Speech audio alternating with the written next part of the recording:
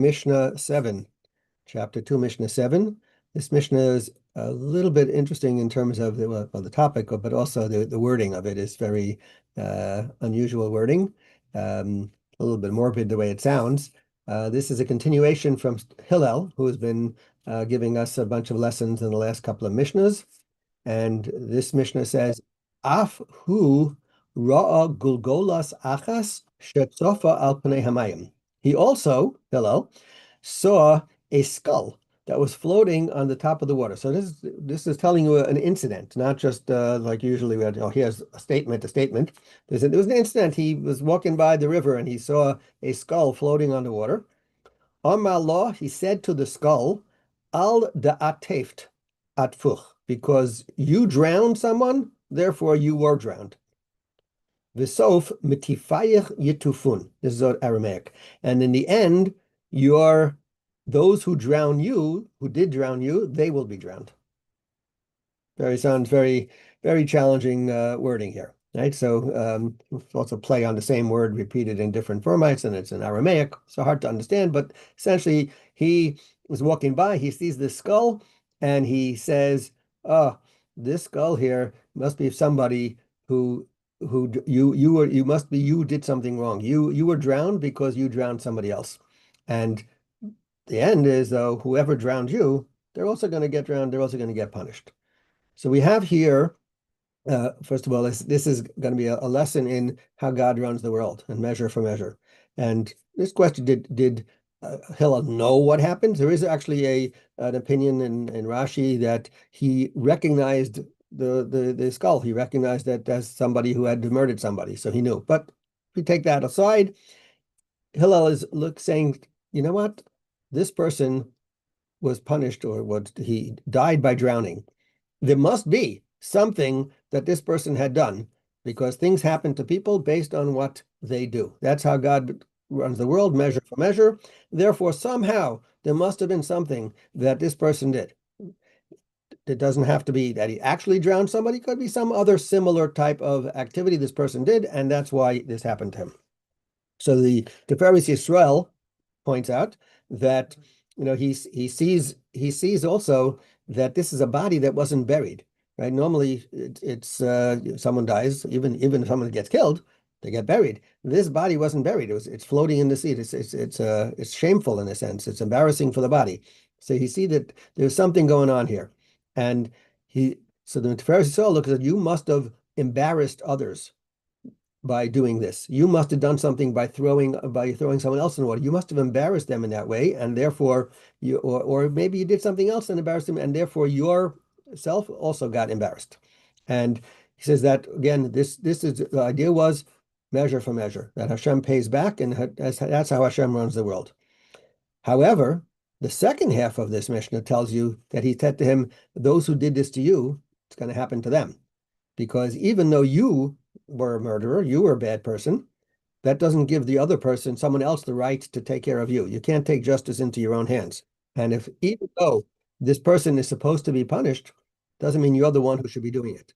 And therefore, he says that you have no right to say, oh, I'm gonna be God's judge, right? I'm gonna decide, or actually, really, God's executioner, so to speak, that God said this person went against God, and I'm gonna therefore take it into my own hands. Has to be done through the court. And Tiferes Yisrael actually points out, we see this with Paro, right? That the Jewish people whatever reason, we were supposed to go to Egypt, and he had a promise that was made to Abraham that you're going to be strangers in a foreign land, and they're going to afflict you. Yeah, but Paro, first of all, you didn't have to be the one to do it. Who decided that you should do it? So you got punished, and also you went overboard. You went too far.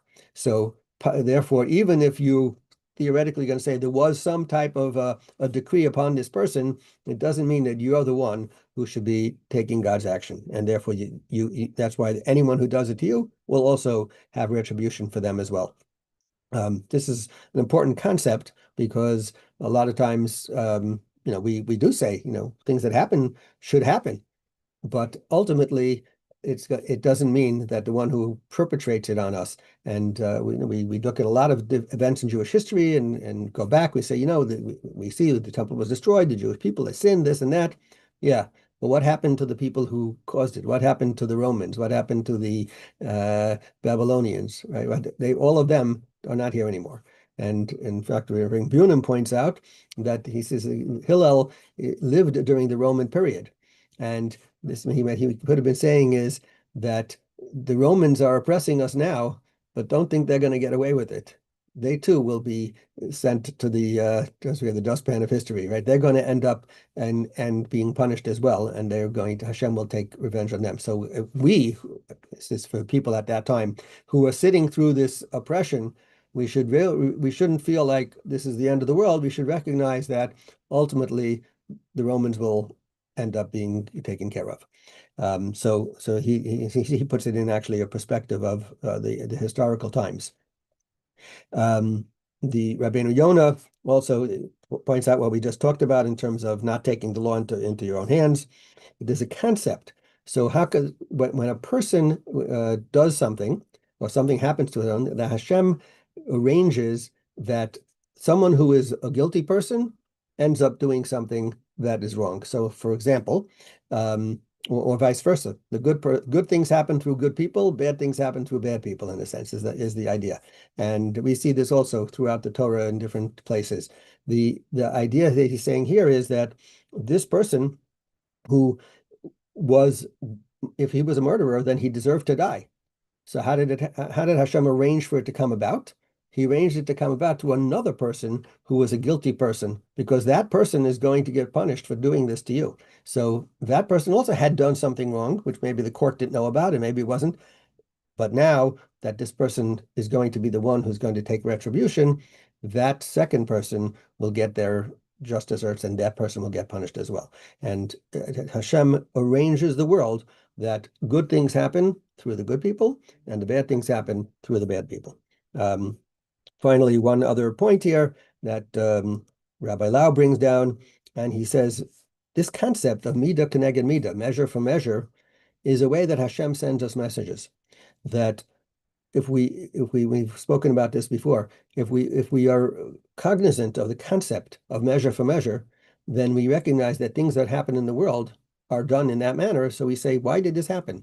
Right? We could try to think about it. Of course, we can't always figure out exactly what it is, but there are little messages that are being sent to us. Things that happen to us in a certain way for a reason. So when something does happen to us, especially if it's a negative, then we have to look at it and say, what did I do that may have caused this thing to, what message is happening? Something in the same way, if I'm going to say I tripped and I hurt my foot, what did I do with my foot that was a negative act? Did I run to do something I shouldn't have? Did I kick somebody? Whatever it might have been, right? That's on a lower scale. There are many different things we could take that in, but basically when things happen to us, we try to think, what is it that I have done that would cause this thing to happen to me? And it's not going to necessarily be the exact, but it should be along that lines. And that's what measure for measure is. And by the way, it works on the reverse side as well.